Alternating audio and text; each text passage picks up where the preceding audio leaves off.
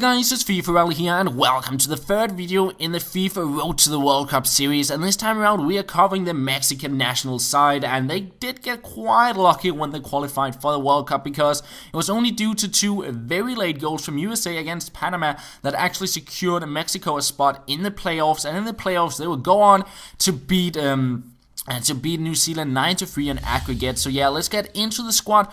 On goal we got Ochoa, and he got 84 diving, 85 reflexes as his standout stats, and he's 6 feet 1 tall, so he's not the tallest of keepers, and he's not that strong on corners and crosses, but on shots straight at goal, he is very, very strong, and he got the long throw trade as well, which is really good to start counter-attacks, and he got 55 games for the national side. Now moving on to the first centre-back with 49 caps is Moreno, and he's quite fast for centre-back. He got decent defending and heading stats on him, however, he's not the tallest. He's only 6 feet tall, so he's not that good against the really big and strong strikers, but that's why we have Rodriguez alongside him, which isn't as fast as Moreno, but he's 6 feet 3 tall, and he's really, really strong, good on headers and good against those big and strong strikers, and he got 88 games for the national side. Now moving on to the right back, we do have a player who haven't played for the national side, and that is Estrada, and he's mainly there for his FIFA stats in some way, because he's really, really fast, and it's always nice with a bit of pace on the right and left back, so he's there because he can pretty much outrun most players coming against him, and he got high work rates, so he'll stay back quite a lot of the time, and then he'll support the right mid when going on the attack, so a very, very solid player there. On the left back with 37 games to his name is Torres Nilo, and he's a solid left back, got decent pace defending and passing stats for a silver left back, and yeah, he did the job quite well there on the left back spot. Now moving on to Salcido, and one of the players with most games for the national team, and yeah, all around really, really good stats. In the 70s, most of the stats, he got a 5-star weak foot, long shot trade, and he's just overall a very solid player to play there on the center defensive mid. Onto the left mid, we have another player who haven't really played for the national side, and that is Corona. He's still quite young, and he might be able to make his way into the national side, but the main reason we have him into the squad is that he got the 5-star skills, and he got a quite good left foot on him as well, and he scored a few nice goals for me when getting clips with this side, so yeah, look forward to those, and yeah, he's mainly there because he got that 5-star skills. On the right mid with 20 games to his name is Aquino, and he got 90 pace, so he's really, really fast. He got 4-star skills, and he links nicely up with Giovanni Dos Santos, who also plays for Villarreal, so maybe if you're looking to build a nice hybrid side, you can link those two together, because Aquino is a very, very solid player there on the right mid. Moving on to the center attacking mid, we do have Reina. He got 25 caps and all-round solid stats in the 70s, a 5-star weak foot, 4-star skills, and a quite good shot on him, so he can go past most players with those 4-star skills, and he can pretty much shoot and pass from anywhere with the 5-star weak foot, so he can find the wingers, the attackers, and yeah, he can take shots outside the box quite well.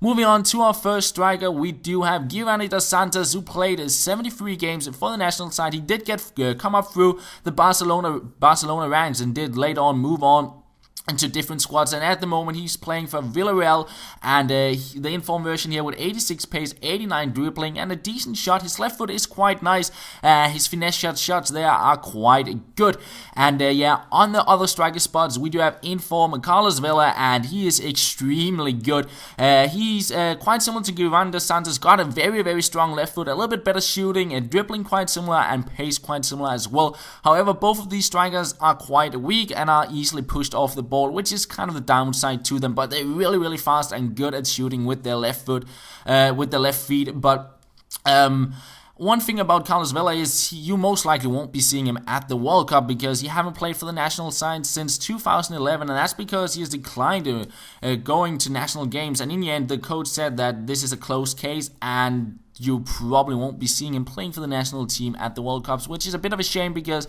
he is a very, very good player and one that is interesting to watch. But moving on to the substitutes, first off, we do have a Marcus, which is one of the players who played for Barcelona for quite a long time, and later on he moved to New York Red Bulls, and now he's playing in the Mexican League, and he is not that good on Ultimate Team, but he's the captain for the national team, and I kind of had to use him a little bit, but compared to the gold center backs, he's not that great on the game. Then we have Reyes. He's quite fast and got all round decent stats on him.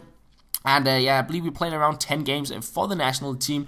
Fuentes, he's a left back substitute, and yeah, decent all-round stats on him, but nothing more than that. And then we have Flores, another fullback, which got decent all-round stats, but not much more to that. I preferred Torres Nilo and Estrada on the right back and left back.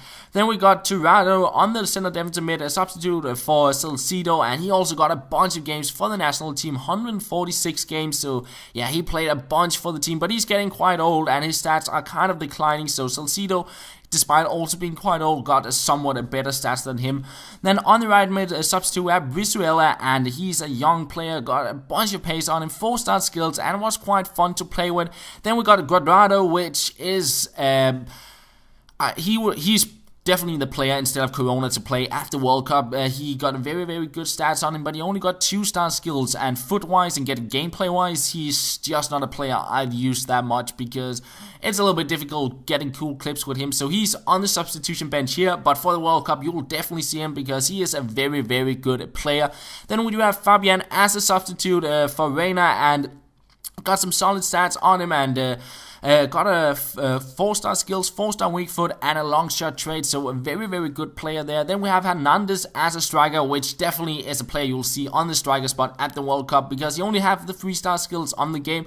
I favored Vela and Giovanni dos Santos as the first team strikers, but yeah, he's definitely a player to watch out for at the World Cup. And alongside him, we got Peralta, which also is a player I'd say we should watch out for the World Cup. He scored 5 goals in the 9-3 aggregate win against New Zealand, and that's what awarded him that inform, and he's going to be an interesting player to watch out for as well. And that is pretty much all for the squad, so let's get into the gameplay.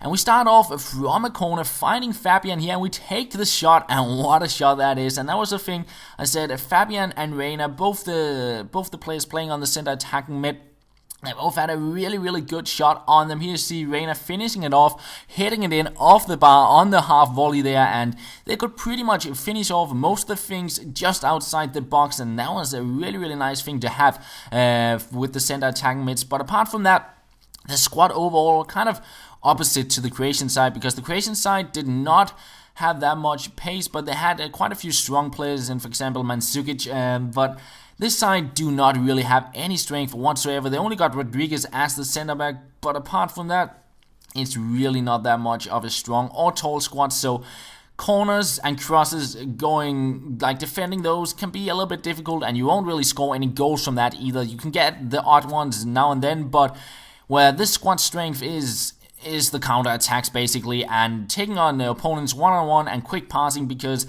everyone in the attack are really, really fast. They got really good dribbling on them, and most of them got 4-star skills or 5-star skills with Corona here, so they can take on most players, and they got decent passing on most of the players as well. So yeah, really good at getting past players and going on counter-attacks with. And here you see Giovanni dos Santos, a little bit of a skill run, and he actually panics the defender, takes the shot, and somehow scores from a crazy distance there. And he's definitely one of the players I'm looking forward to see playing at the World Cup. He got that special something, and yeah, he's going to be really, really interesting. And then we have Carlos Vela on the game. He is a little bit better than Giovanni dos Santos on the top. He got a little bit better shooting, and he got that a little bit higher rating as well. And I really do hope, even though he seems to not want to play for the Mexican side, I really do hope you'll see him playing at the World Cup, because he is definitely a good player, and seeing him, Giovanni dos Santos, Hernandez, and all those players playing together would be really, really interesting for the World Cup. But yeah, it is pretty much the end of the video, guys. Here you see the final goal, a nice outside foot shot with Carlos Vela, and that pretty much ends off this third episode of the FIFA Road to the World Cup. And the next episode we'll be covering Cameroon, and that is pretty much all. So yeah, thank you for watching, and I will talk to you later.